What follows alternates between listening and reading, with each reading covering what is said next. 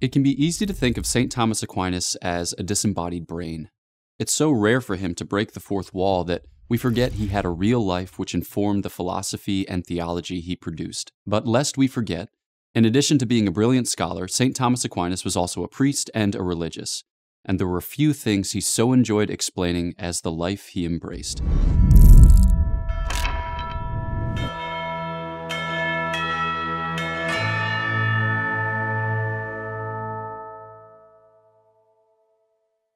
In the Summa Theologiae, St. Thomas's discussion of religious life occurs in his treatment of special moral theology. When dividing the Secunda Secundae, St. Thomas distinguishes between the aspects of the moral life that pertain to all and those that pertain to some. The former category encompasses the theological and cardinal virtues, the vices opposed to each, the attendant gifts of the Holy Spirit, and the pertinent precepts. These considerations can be applied concretely to everyone. Not so, though, for the latter category, which includes the charismatic or gratuitous graces, diversity of lives, whether active or contemplative, and the states of perfection, namely religious life and the episcopacy. In this video, we'll take a look at diversities of life and states of perfection. Specifically, we'll consider the religious life that St. Thomas worked so hard to defend and promote. The treatise on diversity of lives takes up the distinction between the contemplative and the active life. All we know are called to live a fully human life, but some do so in a contemplative way and some in an active way. And St. Thomas teaches that each human person can be classed accordingly by what way predominates. The contemplative life is characterized by one's exercise of the speculative intellect. It is inspired by love of knowing and love of the thing known. In a theological setting, we can say that charity inspires the contemplative to know God and to delight in knowing Him. In the contemplative life, one ascends from a contemplation of divine effects to the very contemplation of divine truth. The ascent brings about a gradual likening of the soul to the God whom one beholds, and the end the contemplative awaits is itself contemplative, for God is a contemplative in fullest purity and perfection. And so, the contemplative begins on earth the life to be pursued in heaven with God. The active life is taken up with the exercise of the practical intellect, according as it orders and rules daily affairs. Here, the focus is on the moral virtues, especially on prudence, as one seeks to be of loving service to his fellow man. In a theological setting, we can say that charity inspires the active person to seek and love God in his neighbor to whom he extends mercy. Given the great and visible charity we see in saints living a heroic active life, I think most would maintain that the active life is better than the contemplative life. Is not the selfless service of a missionary to be preferred to the cloistered isolation of the nun? But St. Thomas argues contrary to what we might expect. St. Thomas consistently contends for the preeminence of the contemplative life. The contemplative life is to be preferred for a variety of reasons. The contemplative life trains man's highest power, intellect, on its highest object, the eternal things of God, whereas the active life is taken up with things that are more this-worldly. The contemplative life can be more continuous and recollected, whereas the active life requires more for its maintenance and is often interrupted. What is more, the contemplative life is loved for its own sake, is known to give greater joy, and is more heavenly. As St. Augustine writes, "The burden of necessity shall at length be taken from thee, whereas the sweetness of truth is eternal."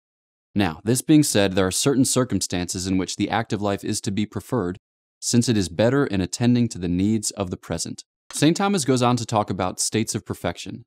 State comes from the Latin status, which signifies a standing in place.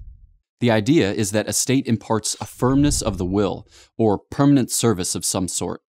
A state names some ecclesial position with vows or orders made with solemnity that reflect in this life the fixity of heaven to which we aspire. States of perfection, as St. Thomas describes them, have a special relationship to charity, for charity is just the substance of Christian perfection.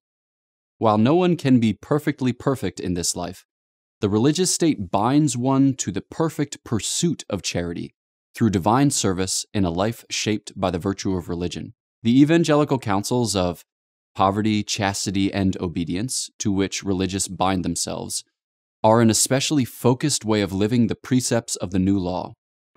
All we know are called to love God with their whole heart, mind, soul, and strength, and their neighbor as themselves. But the one who adopts the counsels aims to do so with a peculiar intensity. The Lord himself models the counsels and invites his disciples to live them in turn.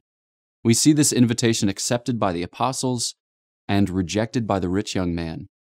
But the Lord's invitation does not cease with his death, but rather resonates through the centuries.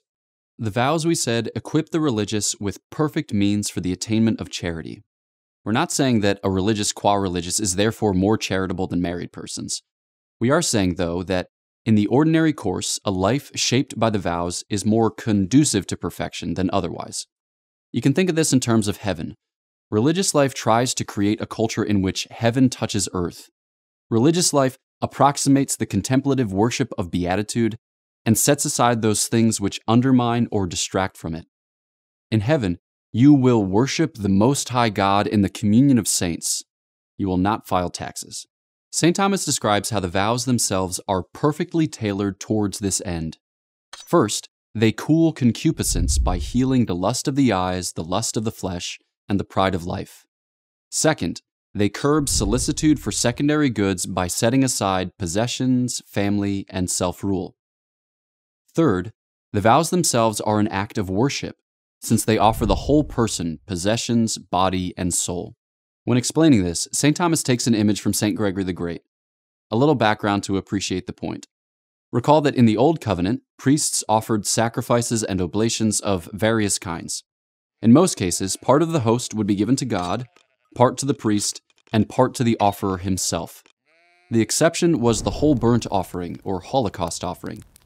In this offering, the entire host was consumed on the altar, ascending to God as a pleasing fragrance. St. Gregory, commenting on this whole burnt offering, writes, "When a man vows all that he has, all that he lives, and all that he understands to God, it is a holocaust." The genius of religious vows is that it is a holocaust, a declaration that God, the creator and end of all, is worthy of one's whole heart, a sacrifice solemnly effected by a devout self-offering. And so, whether a religious devotes himself to service of the poor or to preaching the mysteries of the faith, this is the heart of the religious vocation, the offering of oneself to God and the pursuit of perfect charity. Such is, in the life of the religious, the concrete shape of the universal vocation of each human heart, to further the glory of God and to secure the salvation of souls. For readings, podcasts, and more videos like this, go to Aquinas101.com. While you're there, be sure to sign up for one of our free video courses on Aquinas. And don't forget to like and share with your friends, because it matters what you think.